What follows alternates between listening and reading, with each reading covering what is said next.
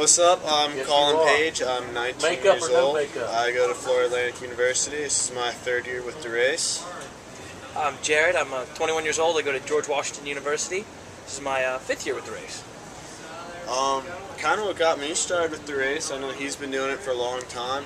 I got started through Jamie Livingston. Gave me a call one day. I grew up just racing all kinds of boats on the youth circuit. Started with opties and lasers, stuff like that. And kind of throughout the years got to know Jamie, and one year got a call from Jamie saying, hey, I know a kid that needs a crew for the race. I actually ended up meeting him 3 years ago, the day before the race, down in the Keys. I believe it was the Sunday before, right? Yeah, it was that Start Sunday. Monday. Yeah, so that Sunday morning, came down to the Keys, met him, and that's kind of where it all started, and kept coming back. Yeah, I guess my story kind of starts with Jamie too. Back in '05, the race was pretty new. We were on the beach in Hollywood, and Jamie wasn't sailing. He just happened to be standing next to me. I was talking to my dad. I said, "Well, I could do that." And Jamie said, "Well, I'll do it with you." So we trained for a year, and then in '06 we did the race together, and then in '07 I did it again, and then in '08 I needed someone to sail with, so I called Jamie, and he recommended Colin, and like Colin said, we met that Sunday, and we've been sailing ever since. I guess it kind of worked out. I mean, we met the day before. We get along pretty well. We were fast right off the bat. I mean, I had pretty decent boat speed. We've done pretty well over the years.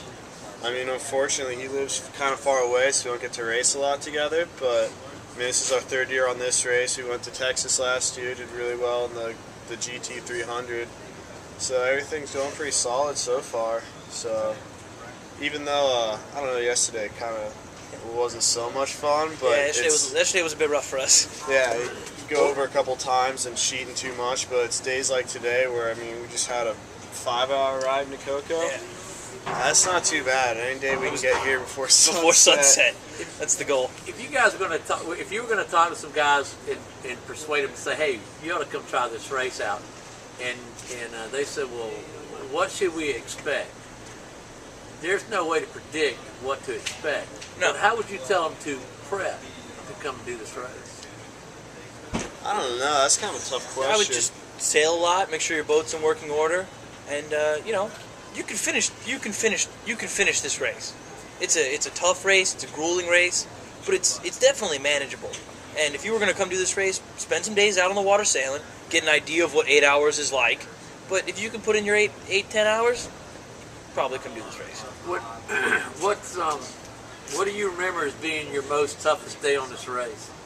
Ooh, man, Monday makes a pretty good bid for it. Monday or this leg in whichever year it was up with. No, tell them about Monday. What was to happen Monday? That was the start at Isla Morada on its way to Hollywood.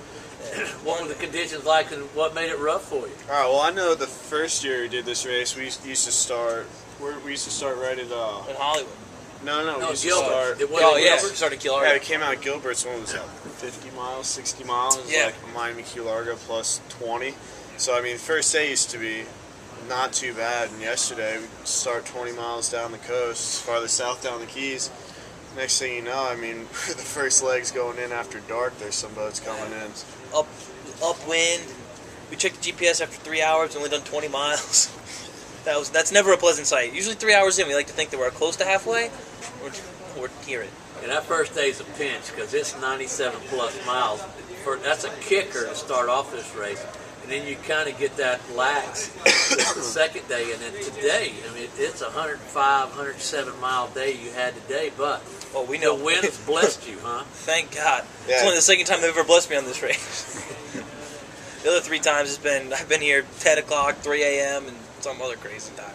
I would say besides, I mean, Monday was obviously bad, but I'd say probably the worst day for me so far was the very first year we did this race was this leg we just finished. It was that whole 100-something miles out of the north, midnight, upwind. 1 a.m. Yeah, it was a late night. I just remember. I mean, it was my first time on the race, and back then we started out of the Keys, so it was our first hop up to Hollywood, and then quick run into Jupiter, and then this would be the start of our first of 200 or 300 mile days. I'm starting to sheet up wind 6 hours later. Like, man, I don't know if this is for me, but Dude, we haven't gone halfway yet. yeah, No exactly. problem. One of I those. don't know, One of those but type it's days. it's days like today that we just had the good shoot runs. I mean, we're holding, looking at the GPS all day, 18, 20, 22. I think we topped our GPS at 24, 25 mile an hour today. So it's days like today that definitely make the race worthwhile, I think. For sure. Today was sweet. That's what I'm gonna describe it. Anything else you wanna leave us with? And That's about it. Shout out to my mother, the awesome team manager that keeps us all together. Yeah, we're gonna get around to that. Try to get her on, but if not, props to her. She is the boss. She is the boss. And we appreciate your time. Hey, And Chuck, thanks for running the race, man. well, thanks for coming to the race. Invite everybody you know. We'll be back next year. You bet. All right.